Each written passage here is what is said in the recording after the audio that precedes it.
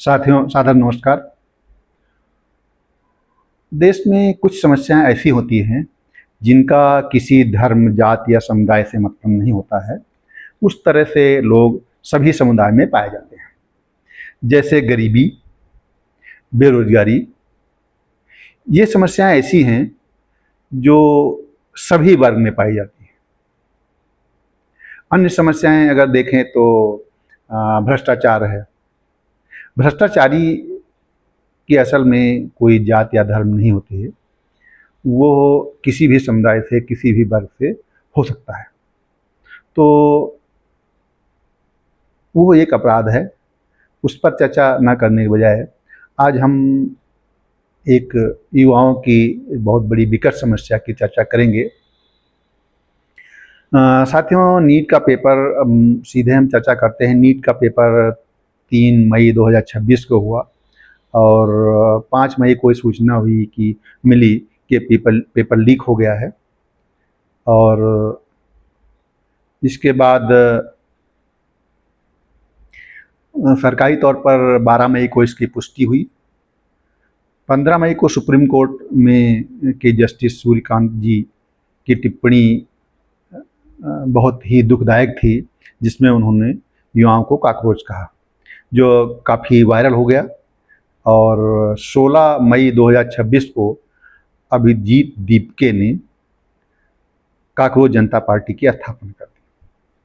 और जब स्थापना की तो फिर उनका एक जंतर मंतर पाया और उनका आंदोलन शुरू हो गया।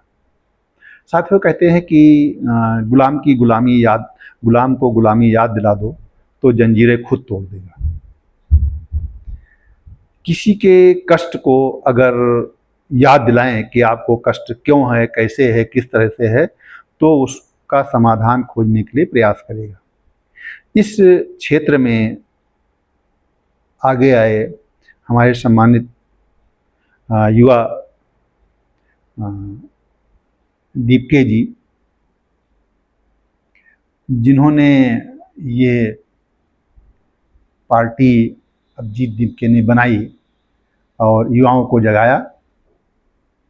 वास्तव में जब कोई समस्या छोटी होती है तो उसका निवारण छोटे स्तर पर होता है, और जब समस्या बहुत बड़ी हो जाती है तो उसका निवारण बड़े स्तर पर करना चाहिए।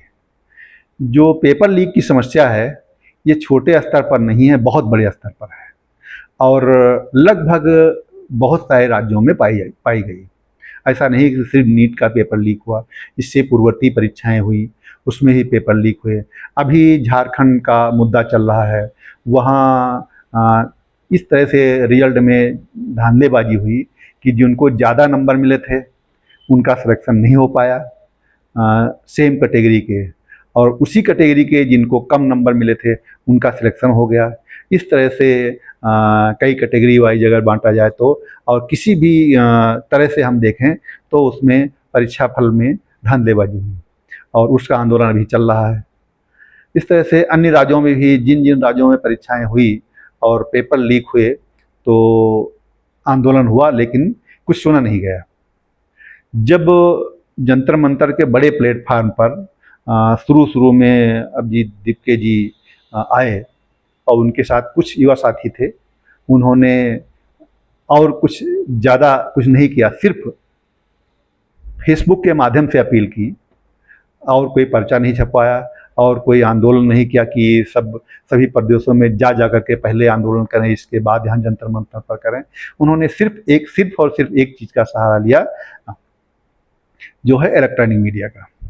इसमें फेसबुक पर उन्होंने अपील की और अपील का परिणाम ये हुआ कि काफ़ी युवा है, ये जिसका मतलब युवा इसको ढंग से देखते हैं और इकट्ठा हुए तो आंदोलन हुआ और कई दिन तक चलता रहा। परिणाम ये हुआ कि शिक्षा मंत्री को इस्तीफा देना पड़ा। अब सवाल ये उठता है, इस इस्तीफा से समस्या क्या सॉल्व हो जाएगी? जब तक कानून कठोर नहीं बनते हैं तब तक समस्या नहीं सॉल्व होगी। लेकिन युवाओं में चिंगारी फैलाने का जो काम अभिजीत दीपके जी ने किया है, यह आग जो लगी है, यह सभी राज्यों में धीरे धीरे फैलती जा रही है।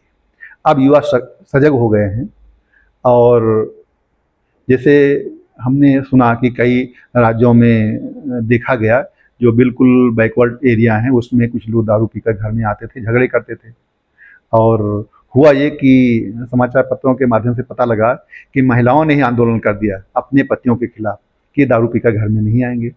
अब सवाल ये है कि वही पति उनके घर ही रहते हैं, उनके खिलाफ आंदोलन करना बड़ा आसान काम नहीं है। फिर भी उन्होंने बीड़ा उठाया कि हम इसको ख़त्म करके तब मानेंगे, और उसका परिणाम ये हुआ करीब करीब 98% लोगों को दारू छोड़ना पड़ा या घर छोड़ना पड़ा। ठीक उसी तरह से अब युवाओं ने बीड़ा उठा लिया है, और अगर इसी तरह से सजग रहेंगे तो इस तरह से कोई ऐसी अप्रिय घटना भविष्य में नहीं होगी। और चूँकि जब हम पहले लिखा पढ़ी करते हैं, सरकार से मांग करते हैं और सरकार हमारी नहीं सुनती है, तभी हम सड़क पर आते हैं। सड़क पर आना कोई बड़ी अच्छी बात नहीं है, उसमें जो आदमी सड़क पर आता है उसका भी नुकसान होता है और सरकार का नुकसान तो होता ही है, उसका घर पूरा डिस्टर्ब हो जाता है। और मज़े की बात यह है कि जब तक वो आंदोलन नहीं करता है तब तक सब कुछ ठीक रहता है, कई वर्षों तक चलता रहता है। जैसे कोई आंदोलन करता है तो उसके खिलाफ उसके घर वालों के खिलाफ पूरी जांच बिठा दी जाती है और जांच भी किया जाता है। खैर ये अलग का विषय है। साथियों, ये बड़ी अच्छी बात है और इसको सरकार बहुत ही ध्यान से देखती है, और हमें आशा है कि सरकार युवाओं की समस्याओं को ध्यान से देखेगी। और इसमें इतने छात्र इकट्ठा होने का मुख्य कारण हम कई दिन से सर्च कर रहे हैं। कारण था ये कि ये कोई राजनीतिक आंदोलन नहीं था, ये आंदोलन ऐसा था जो सभी वर्ग, सभी समुदाय और सभी जातियों से संबंधित है। नहीं तो इसमें राजनीति हो जाती, जातीय राजनीति हो जाती कि इस जाति का आंदोलन है या उस धर्म का आंदोलन है तो हमारे धर्म के क्यों जाएं। तो इसलिए ये आंदोलन पूर्णतः सक्सेस हुआ। साथियों, सरकार ने भी इस पर अमल करने का प्रयास किया है और कठोर कानून बनेंगे तो हमें आशा है कि ये पूर्णतः सफल होगा और नकल रूपी कलंक हमारे देश से पूर्णतः धूल करके ख़त्म हो जाएगा। साथियों, इन्हीं शब्दों के साथ धन्यवाद। आपको ये वीडियो कैसा लगा? अगर अच्छा लगा हो तो इसे सब्सक्राइब करें, शेयर करें और कमेंट करें। धन्यवाद पुनः।